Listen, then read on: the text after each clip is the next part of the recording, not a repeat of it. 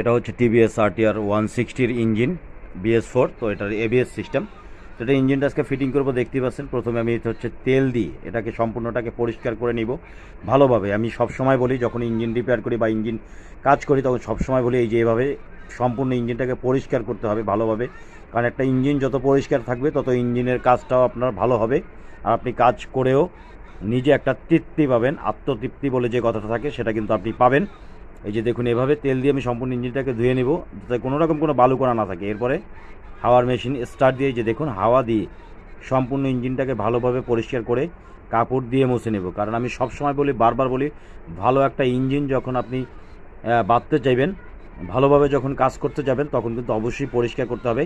কারণ ইঞ্জিন অয়েলের সাথে সাথে কিন্তু এখানে যখন খোলা হয় তখন ইঞ্জিন আঠা থাকে, সেগুলো কিন্তু এখানে পড়ে যায়, বা বিভিন্ন গাদ ময়লা থাকে, সেগুলো কিন্তু ভালোভাবে এভাবে পরিষ্কার করে নিতে হয়। তেল দিয়ে ধুয়ে হাওয়া দিয়ে ভালোভাবে পরিষ্কার করে নিতে হবে। তো এটাতে দেখুন এই যে কানেক্টিং রড থাকে, এই কানেক্টিং রড এবং ক্যারিংশেপ বেয়ারিং, এই যে দেখুন এগুলো কিন্তু নতুন লাগানো হয়েছে, দুটি বেয়ারিংয়ে নতুন লাগানো হয়েছে।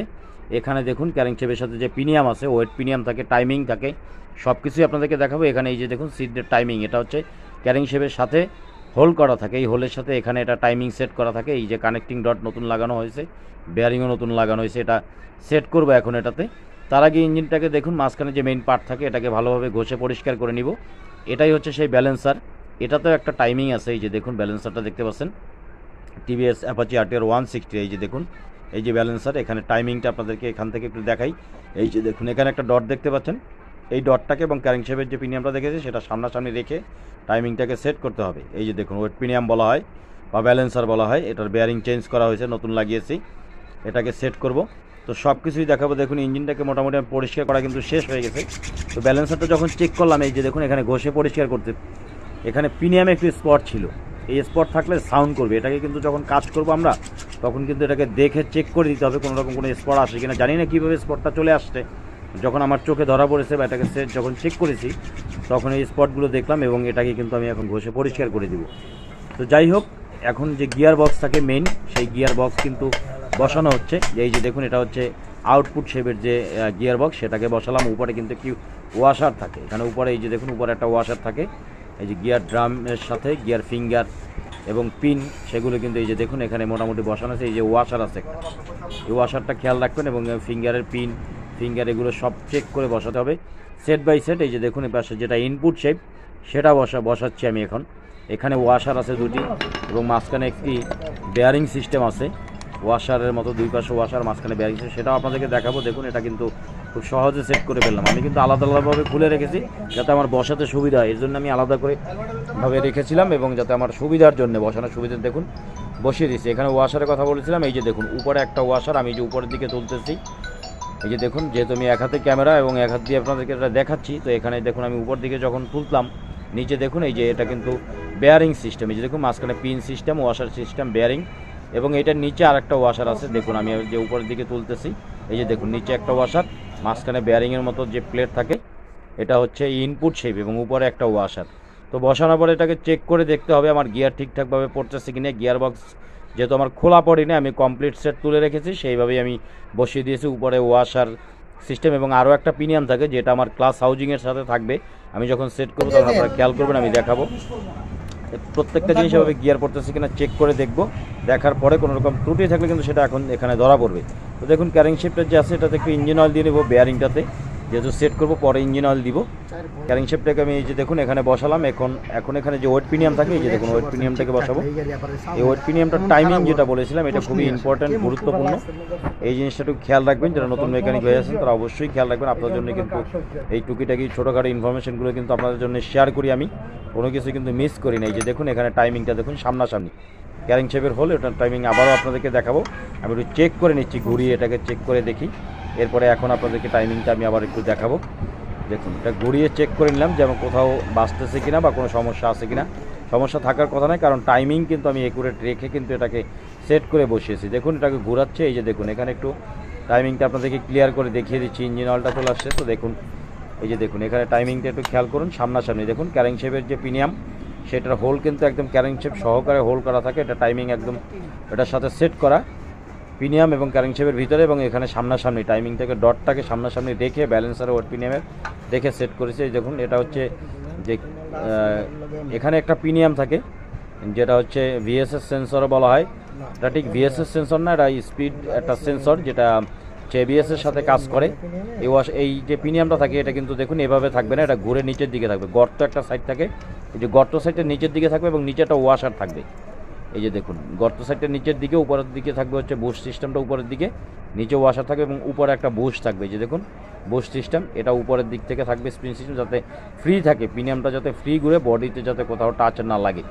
এরপরে এটার উপরে হচ্ছে এই যে বুশ সিস্টেম, বুশটা দিলাম। এরপরে একটা ক্লাম আছে, এই যে দেখুন ক্লামটা দেখতে পাচ্ছেন, এই যে ঠিক এই ক্লামটা এইভাবে লাগবে, নিচের দিকে থাকবে, রাউন্ড সাইডটা উপরের দিকে থাকবে। এই যে দেখুন এখানে নাট দিয়ে এটাকে লাগিয়ে দেবো। এই ছোটোখাটো জিনিস কিন্তু খেয়াল রাখতে হবে, নতুন মেকানিক ভাই যারা আছেন, ইঞ্জিনে কাজ শিখতেছেন, কাজ করতেছেন, তারা খেয়াল রাখবেন। এই যে দেখুন এখানে যে 8 নম্বর নাট থাকে, নাটটাকে দিয়ে ভালোভাবে টাইট করে দিবেন এবং ফ্রি আছে কিনা সেটাও একটু চেক করে দেখবেন। গর্ত সাইডটা নিচের দিকে থাকবে এবং প্রিমিয়ামের ওয়াশারটাও নিচের দিকে থাকবে, এই যে উপরে যে বুশটা থাকবে।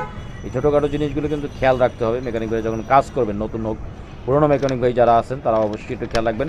অ্যাপাচি RTR 160X কানেক্ট, এটার electric wiring, ABS check up সব কিছু ডিটেলস ভিডিও চ্যানেলে আপলোড করা আছে, ঘুরে দেখে আসবেন। তো প্রিমিয়ামটাকে যেমনটা চেক করে দেখলাম ঠিক আছে। এখন এখানে ক্যারিংশেপ কানেক্টিং সবই বসানো আমার শেষ। টাইমিংটা আবারও একটু আপনাদেরকে কাছে থেকে দেখাই। দেখুন এখানে সামনাসামনি ডট, ব্যালেন্সার ওয়েট প্রিমিয়ামের এবং ক্যারিংশেপের ডট, টাইমিং এবং সবগুলো ওয়াশার ঠিক আছে। এটা হচ্ছে ওয়াশার যে ফ্রি প্রিমিয়াম কিকের, এবং গিয়ার প্রিমিয়ামের ওয়াশার। এটা হচ্ছে যে আমার যে সেন্সর যেটা ছিল সেই সেন্সরের প্রিমিয়াম, সব কিছু কিন্তু বসানো শেষ। এখন এখানে আমি হাউজিংটাকে ভালোভাবে পরিষ্কার করে নেবে। এখানে মাঝখানে কিন্তু কোনো গ্যাসকেট থাকে না, এখানে ইঞ্জিন যে আঠা থাকে সেই আঠাটাকে এখানে দিতে হয়। এই সাইড থেকে যে ইঞ্জিন অয়েলের হালকা করে দিব, খুব একটা ভালো ঘন করে দিব না, কারণ ইঞ্জিনে পরবর্তীতে যখন মেইন পার্টটা লাগাবো তখন মাঝখানে চলে যাবে, ইঞ্জিনে চলে যাবে। দেখুন এটাকেও কিন্তু ভালোভাবে পরিষ্কার করে নিচ্ছি। আর এখানে যে ইনপুট শেপের যে প্রিমিয়ামের কথা বলছি, এই যে দেখুন এখানে ইনপুট শেপের প্রিমিয়ামটা কিন্তু আমার ক্লাস সাইডে যে কাভার থাকে মেইন পার্ট সেটার সাথে লাগানো আছে। এই যে দেখুন ক্লাস বড় বাটির সাথে যেটা থাকবে, এই যে দেখুন প্রিমিয়ামটা আপনারা দেখতে পাচ্ছেন মাঝখানে। এটাকে এখন এখানে সেট করে বসাবো, যেহেতু এখানে কোনো গ্যাসকেট থাকে না, তো আঠাটাকে ভালোভাবে দিতে হবে। আর পরিষ্কারের বিষয়টা দেখতেই পাচ্ছেন, আমি নিজে কিন্তু বারবার এটাকে পরিষ্কার করতেছি, হাউজিংটাকে পরিষ্কার করে নিতেছি, কারণ কোনো রকম কোনো ময়লা যাতে ইঞ্জিনের ভিতরে আমার না থাকে। দেখুন তো মেইন পার্টটাকে যখন আমি ক্লাস কাভার, এটা ক্লাস সাইডের মেইন পার্ট, এই যে দেখুন এটাকে আস্তে করে বসিয়ে দিলাম। এখানে আপনার হচ্ছে যে জোর জবস্তি বা জোর দেওয়ার বা প্রেশার দেওয়ার কিছু নেই, এখানে আপনি একদম রিল্যাক্সে বসাতে পারবেন। সেন্টার পিন দুটি খেয়াল রেখে, মাঝখানের দুটি সেন্টার পিন থাকে সেটাকে খেয়াল রেখে সফট হ্যামার দিয়ে, যে দেখুন সফট হ্যামার দিয়ে টোকা দিতেছি সাইড থেকে, দুই সাইড থেকে টোকা দিলে একটু প্রেশার দিতে হবে, কারণ হচ্ছে সেন্টার পিনে একটু জ্যাম হয়। দেখুন যখন এটা বেয়ারিং লাগানো হয়েছে নতুন, সেট হয়ে গেছে, বসে গেছে। এখন হচ্ছে যে ম্যাগনেট সাইড থেকে ঘুরিয়ে, ম্যাগনেট সাইডে হচ্ছে এটার যে নাট বোল্টগুলো থাকে, প্রত্যেকটা নাট বোল্ট কিন্তু একটা একটা করে সবগুলো লাগানো হবে। এখানে আমি ভিডিওটাকে ফাস্ট করে দিয়েছি, কারণ নাট বোল্টগুলো লাগাতে অনেক সময় লাগে, তো সেটাকে শর্ট করার জন্য ফাস্ট করে দিয়েছি। দেখুন প্রত্যেকটা নাট বোল্ট লাগানো হয়েছে, একটু যে চেক করবো। এবং ম্যাগনেট সাইডের ভিতরে এখানে একটাই ক্লাম সহকারে একটা নাট থাকে, আমি আপনাদেরকে সেটাও দেখাবো। খেয়াল করুন কোথায় কোন নাটগুলো থাকে। নতুন মেকানিক ভাইদের কিন্তু এটা খুবই গুরুত্বপূর্ণ, ইম্পর্টেন্ট, যে কোথায় কোন নাট থাকে, কোথায় কি নাট থাকে, কারণ নতুন যে না জানে তার জন্য কিন্তু এটা অনেক বড় একটা ব্যাপার হয়ে দাঁড়ায়। তো দেখুন খেয়াল করুন, ধৈর্য সহকারে সম্পূর্ণ ভিডিও দেখুন, এ টু জেড ইনফরমেশন এখানে আছে। ক্লাস সাইড সহকারে ফিটিং করবো আজকে। দেখুন ম্যাগনেট সাইডের ভিতরের যে নাটগুলো থাকে, বাইরের পাশের যে নাটগুলো থাকে, সবগুলো নাট কিন্তু সেট করা হচ্ছে। এই যে দেখুন এই যে ক্লামের নাটটা টাইট দিলাম, এটা হচ্ছে ভিতরের ক্লাম সহকারে। এই যে দেখুন এটা ক্লামের নাট, ম্যাগনেট সাইডের ভিতরে রাখবে। তো ম্যাগনেট সাইডের নাটগুলো সবগুলো শেষ, এখন হচ্ছে ক্লাস সাইডের কাজ করা হবে। ক্লাস সাইডটা এখন ফিটিং করব। তো ক্লাস সাইডের যে পার্টটা থাকে মেইন পার্ট, সেটাকে একটু পরিষ্কার করে নিলাম, কারণ ধুলোবালু ময়লা আসতেই পারে। তো দেখুন এখানে যে গিয়ার ড্রাম থাকে বা গিয়ার চেঞ্জার যেটাকে বলা হয় আমরা, গিয়ার চেঞ্জার বা গিয়ার ড্রামের এখানে যে লকের যে থাকে সেটাকে কিন্তু এই যে দেখুন লাগানো হচ্ছে, যেখানে গিয়ার লিভারটার যে লক সেটা বাঁধবে। এবং এখানে একটা কিন্তু আমাদের গিয়ার স্টপার লক আছে, যেটাকে গিয়ার স্টপার লকটাও এখানে লাগাবো। তো প্রথমে গিয়ার ড্রামের যে স্টার থাকে, যেটা গিয়ার চেঞ্জার গিয়ার পরে আমাদের, সেটাকে প্রথমে ভালোভাবে টাইট দিয়ে নিতে হবে। এটাকে এই নাটগুলোকে খেয়াল রাখবেন, অবশ্যই ভালোভাবে টাইট দিয়ে দিবেন। তো এটাকে টাইট দেওয়া শেষ। এখন হচ্ছে যে আমরা এখানে অন্য যে পার্টসগুলো থাকে সেগুলো স্টেপ বাই স্টেপ বসাবো। ধৈর্য সহকারে সম্পূর্ণ ভিডিওটা দেখতে থাকুন। চ্যানেল নতুন হলে চ্যানেলটাকে সাবস্ক্রাইব করুন। তো দেখুন এখানে একটা পাইপ থাকে লম্বা, ইঞ্জিন অয়েলের একটা পাইপ থাকে, এই যে এখানে লম্বা, এটার এক সাইড হচ্ছে রাউন্ড, এক সাইড হচ্ছে চ্যাপটা থাকে, যে চ্যাপটা বা চওড়া সাইডটা থাকে সেটা উপরের দিকে থাকবে এবং এখানে একটি লক থাকে উপরে, নাট দিয়ে এটাকে লাগানো থাকে। এই যে দেখুন উপরের সাইডটা আমাদের হচ্ছে চওড়া এবং উপরে একটা কাটা ক্লাম থাকে, যে দেখুন ক্লামটাকে বসানো হচ্ছে এবং নাটটাকে কিন্তু টাইট দিয়ে দিচ্ছি। এইটাও ভালোভাবে টাইট দিতে হবে যাতে কোনোভাবে লুজ না থাকে। ইঞ্জিনের ভিতরের পার্টস যদি কোনো নাট বোল্ট লুজ থাকে, খুলে যায়, তাহলে কিন্তু ইঞ্জিনে বড় ধরনের ক্ষতি হয়ে যাবে।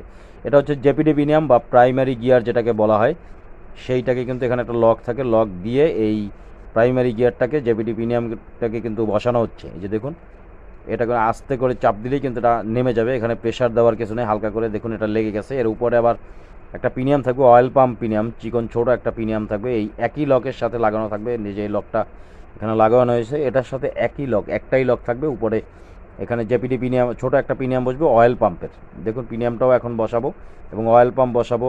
এই যে দেখুন পিনিয়ামটাকে উপরে বসানো হয়েছে, এরপরে ওয়াশার আছে। এরপরে খুবই গুরুত্বপূর্ণ ইম্পর্টেন্ট যেটা, সেটা হচ্ছে এই নাটটা কিন্তু উল্টো প্যাচের, অ্যাপাচি RTR 160 এক্স কানেক্টের এই নাটটা হচ্ছে উল্টো প্যাচের। দেখুন এটা যেদিকে খুলবেন নর্মাল নাট, সেই দিকে কিন্তু এইটা টাইট হয়। একটা জিনিস ভালোভাবে খেয়াল রাখবেন, এটা কিন্তু যেদিকে খুলে অন্য অন্য নাট, সেই দিকে কিন্তু এটা টাইট হয়, এটা লুজ দিলে টাইট হয়। এই নাটটাকে ভালোভাবে আমরা টাইট দিয়ে নিব এবং এখানে গিয়ার যে লিভার থাকে সেই লিভারটাকে বসানো হচ্ছে, গিয়ার লিভারটাকে গিয়ার ড্রামের সাথে যে সিলেক্টরটা চেঞ্জারের সাথে এখানে এই যে লকটাকে বসানো হবে। এরপরে গিয়ার স্টপার যে লকটা থাকে, যে গিয়ার চেঞ্জ করার পরে যেখানে স্টপ হয়ে যায় লক হয়, সেটাকেও বসানো হবে। নিচে ওয়াশার স্প্রিং থাকবে। এই যে দেখুন এখানে গিয়ার লিভার সেটা বসানো সেট হয়ে গেছে, আমাদের কমপ্লিট হয়ে গেছে। এখন এখানে যে গিয়ার স্টপারের কথা বলেছিলাম, এই যে দেখুন এটা হচ্ছে গিয়ার স্টপার, স্প্রিং, ওয়াশার এবং নাট থাকে। এই যে দেখুন এটাকেও কিন্তু এখানে সেট করব। এই জিনিসগুলো কিন্তু আমি বারবার বলি, সবসময় এই নাটগুলোকে ভালোভাবে টাইট দিতে হবে যাতে কোনোভাবে কোনো রকম লুজ না থাকে। দেখুন এটাকে সেট করে বসানোর পর আমরা চেক করে দেখবো। এই যে দেখুন নিজেদের আপনারাও যখন এটাকে লাগাবেন নাটটাকে ভালোভাবে টাইট দিবেন এবং বারবার চেক করে দেখবেন যে এটা স্প্রিংটা স্মুথনেস আছে কিনা, ফ্রি আছে কিনা, ফ্রি প্লে আছে কিনা, এটা নড়তেছে কিনা, এগুলো চেক করবেন। তো এরপরে অয়েল পাম্পটাকে বসালাম, পিনিয়ামটাকে বসালাম। পিনিয়ামের উপরে কিন্তু এখানে একটা লক থাকে, RTR 160। এই দেখুন এখানে উপরে একটা লক থাকে, সেই লকটাকেও কিন্তু আমার সেট করা হয়ে গেছে। লকটা সেট করা শেষ। এখন হচ্ছে যে এখানে যে ক্লাস বড় বাটি বসবে, সেটার এখানে নিচে দেখুন পিনিয়ামটা যেখানে দেখেছিলাম এখানে একটা স্প্রিংয়ের মতো থাকে, নিচে দেখুন এই যে লক সিস্টেম থাকে, এটাকে আগে লাগাবো। এরপরে বুশ আছে একটা, দেখুন লকটা কাট করে বসে গেল। এখন উপরে যে বুশ থাকে সেটাকেও বসালাম। এরপরে ক্লাস বড় বাটি যেটা থাকবে, এটা কিন্তু গ্রুপ করা থাকে, পিনিয়াম সিস্টেম গ্রুপ করা, দাঁতের সাথে দাঁতে গিয়ে কিন্তু এখানে নিচে গিয়ে এটাও লক হবে। এটা যখন বসাবো তখন দেখবেন এটাকে চাপ দিলে একদম আস্তে হালকা করে বসে যাবে। এইটা বসানোর সময় অনেক সময় অনেকে পাড়াপাড়ি করে, অনেকে চাপাচাপি করে, সেটা কিন্তু এখানে করার কোনো রকম কোনো প্রয়োজন হবে না। পিনিয়ামগুলো যদি দাঁতে দাঁতে মিলে যায়, আস্তে করে হালকা করে যখন আপনি চাপ দিবেন ওটা কাট করে এটা বসে যাবে এটার জায়গায়, যেখানে গ্রুপ আছে এই গ্রুপের লকের সাথে এটা কিন্তু সেট হয়ে যাবে। এরপরে যে এখানে মাঝখানে একটা বুশ থাকে আমাদের, সেই বুশটাকে কিন্তু এখানে দিতে হবে। দেখুন এখানে মাঝখানে একটা বুশ থাকে, সেই বুশটাকে দেওয়ার পরে এখানে হচ্ছে যে ক্লাস প্লেট বাটি সেট কমপ্লিট, যেটা আমার ভালো ছিল, কমপ্লিট খুলে রেখেছিলাম, সেটা কিন্তু আমি বসিয়ে দিলাম। এরপরে এখানে যে স্প্রিংগুলো থাকে, উপরে স্প্রিং থাকে, এই যে নাট থাকে, এখানে এই নাটটাকে বসিয়ে দিব। এই যে দেখুন এখানে নাটটাকে বসিয়ে টাইট দিয়ে দিব। এরপরে যে উপরে চাপা থাকে, স্প্রিং চাপা যেটাকে থাকে ক্লাস প্লেট বাটির, সেটাকে বসাবো। এই যে স্প্রিংগুলো বসানো হচ্ছে, এই স্প্রিংগুলো বসাবো এবং চাপাটাকে যখন আমি এখানে বসাবো বা সেট করব, তখন একটা জিনিস খেয়াল রাখবেন, এই চাপার আমি দেখাবো স্প্রিংগুলো যাতে আমার স্ট্রেট এবং সোজা থাকে, কোনোভাবে আটচার যাতে না হয়। এবং চাপার নাটগুলো যখন টাইট দিতে হবে তখন কিন্তু ক্রসভাবে টাইট দিতে হবে, ক্রস সামনাসামনি ক্রসভাবে দুটি নাট চাপাবো, তারপরে কিন্তু বাকি নাটগুলোকে আমরা টাইট দিব। দেখুন সামনাসামনি দুটি নাটকে প্রথম আমরা এই যে টাইট দিয়ে নিব, এরপরে উল্টো পাশের আবার দুটি নাটকে টাইট দিব। এটাই হচ্ছে সিস্টেম। এভাবে টাইট দিলে স্প্রিংগুলো আর্চার হবে না। আর স্প্রিংগুলো বসানোর সময় যখন নাট টাইট দিবেন, অবশ্যই স্প্রিংগুলো চেক করে দেখবেন যে যেই চাপাটাকে এখানে বসানো হয়েছে, যেখানে রিলিজ বেয়ারিংটা থাকে, স্প্রিংগুলো যাতে সোজা থাকে, একদম স্ট্রেট থাকে, যাতে কোনো রকম বাঁকা না থাকে। যদি বাঁকা থাকে তাহলে কিন্তু ক্লাস প্লেট বাটি সেটটা দ্রুত আবার নষ্ট হয়ে যাবে। দেখুন এখানে আমার বাটি সেট স্প্রিং কমপ্লিট এবং গ্যাসকেট যেটা সেটাও লাগানো কমপ্লিট। এখন ক্লাস যে কাভার থাকে সেটাকে বসাবো। এই যে দেখুন ক্লাস কাভারটাও কিন্তু আমার বসানো শেষ। এখানে যে অয়েল ফিল্টার থাকে, এখানে একটা নাট থাকে কিন্তু অ্যাপাচি RTR দেখুন ভিতরের নাটটাও কিন্তু আমার বসানো শেষ।